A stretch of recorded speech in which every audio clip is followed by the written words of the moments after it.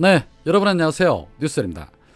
윤석열이 오늘 재헌절을 맞아 자신의 페이스북을 통해 이런 말을 했습니다.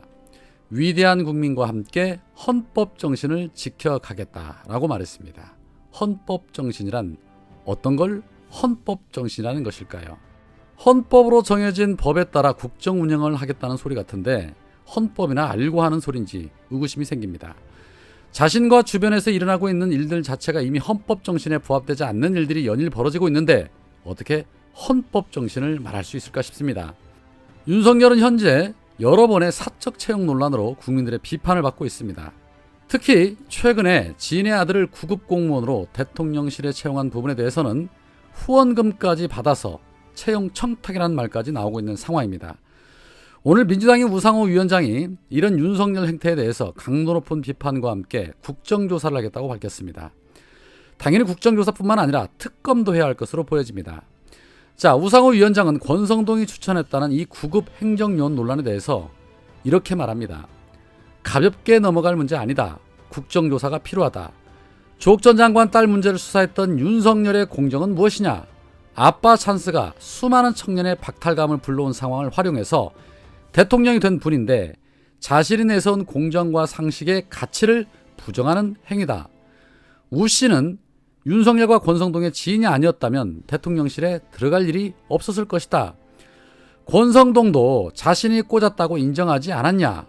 구급이고 임금이 낮았기에 문제가 없다는 발상에도 매우 놀랐다. 대통령실 근무 경험은 공천 경쟁할 때 굉장히 유리한 자리라는 것을 다 알지 않느냐. 이 정권의 문제는 자신들이 행한 일이 얼마나 많은 국민에게 상처를 주는지 깨닫지 못한다는 것이다. 최소한 반성과 돌아봄이 부족한 태도 때문에 계속 지지율이 붕괴하고 있다. 이 사안에 대해서 국정조사 필요하다. 마침 국민의힘이 탈북어민의 북송 문제까지 국정조사나 특검을 하자고 제안을 했는데 그렇다면 사적 채용 비선 논란 국정조사를 같이 할 필요가 있다라며 역으로 국정조사를 제안했습니다. 그러면서 덧붙인 말은 본인들이 국정조사를 하자고 했지만 막상 하자고 하면 안 할 것이다. 대통령실에 왜 그들이 들어갈 수 있었는지 절차를 제대로 밟았는지 국민이 궁금해하는 것이 많다. 저는 커바나 컨텐츠 직원들이 어떻게 들어가는지가 궁금하다. 시민사회 수석실은 이 정부에서 무엇을 하는 부서인가? 선거 캠프에 있던 사람의 자제는 시민사회와 어떤 활동을 할 수 있는 사람인가?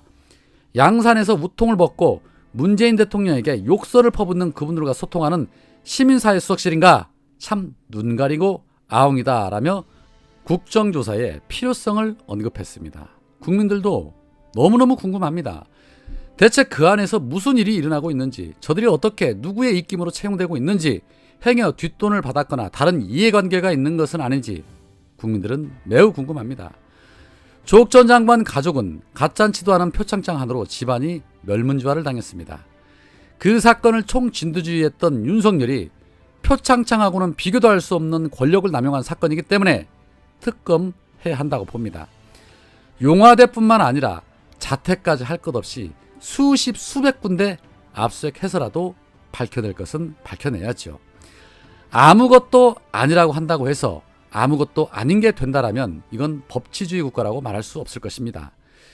민주당이 국임당에 배워야 할 게 하나 있습니다. 저들은 아주 작은 것이라도 하나 물면 끝까지 물고 늘어져서 크게 이슈화를 시킨다는 겁니다. 민주당이 이 부분에 대해서 국정조사하겠다고 말만 할 것이 아니라 더 크게 이슈화시키고 실행에 옮겨야만이 국민들의 신뢰를 받을 수 있을 것입니다. 찬스를 잡았을 때 확실하게 밀어붙여야지요. 자, 그런데 권성동은 오늘도 여전히 적반하장의 태도를 유지하고 있었습니다. 권성동은 민주당이 사적 채용이라고 비난을 퍼붓는데 이거 잘못된 프레임이다. 일반직과 별정직 공무원 채용 방법과 관행을 전혀 모르는 국민을 호도하기 위한 프레임이다. 문재인 대통령도 비서실장 등 청와대 직원 대부분이 별정직이고 채용 특혜가 잘못됐다. 전혀 모르는 사람과 함께 일할 수 있겠냐라고 했다. 이런 문 전 대통령의 청와대 직원 시스템 설명이 가장 정확하다.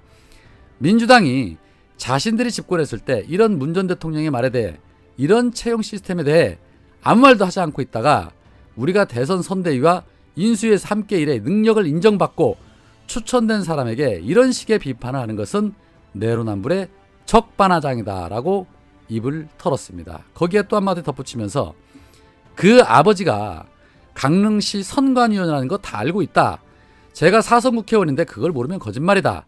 아버지가 선관위원이라고 해서 아들이 특정 정당이나 정치인을 지지하는 것을 하지 말라는 법은 없다라고 또 한 번 내로남불의 끝판을 보여줬습니다. 역시나 이 사과나 반성이란 단어는 저들에게는 사치인 듯합니다.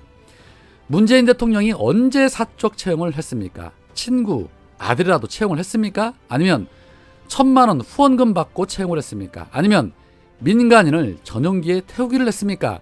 무슨 매관매직을 했습니까? 만약에 문재인 정부에서 이런 일이 있었다면 조중동을 비롯해서 국임당이 조용할 리가 없었겠지요. 고로 권성동의 주장은, 아니 핑계는 전혀 맞지 않다라고 생각됩니다. 그동안 180석이라는 거대 정당임에도 불구하고 뭐 하나 제대로 이루는 것이 없이 질질 끌려다닌 무능한 민주당에서 이제 이재명의 민주당은 강한 야당, 국민의 신뢰와 사랑을 듬뿍 받는 민주당으로 거듭나야 합니다. 오늘 이재명 의원이 전당대회 당대표에 출마 선언을 했습니다. 이 자리에서 이재명 의원은 이기는 민주당을 만들겠다라고 말했습니다. 위기를 기회로 만들며 성취해왔던 저 이재명이 민주당을 바꾸고 정치를 바꾸고 세상을 바꾸겠다. 이념과 진영에 갇힌 정쟁 정치를 배격하고 잘하기를 겨루는 경쟁 정치로 바꾸겠다. 국민이 그만 됐다 할 때까지 민주당만 빼고 모든 것을 바꾸겠다. 신뢰와 기대 속에 국민의 삶과 대한민국의 미래를 책임지는 민생 실용 정당으로서 차기 총선에서 반드시 승리하겠다라며 5가지 약속을 했습니다. 그 5가지에는 미래형 민주당, 유능한 민주당, 강한 민주당, 국민 속에서 혁신하는 민주당, 그리고 통합의 민주당을 만들겠다라고 말했습니다. 설렙니다. 이재명의 민주당이 어떻게 바뀌게 될지, 윤석열 정부에 맞서 어떻게 이겨나갈지 설렙니다. 우리 시민들의 바람이 현실이 되는 그런 정치를 만들어 주셨으면 좋겠습니다.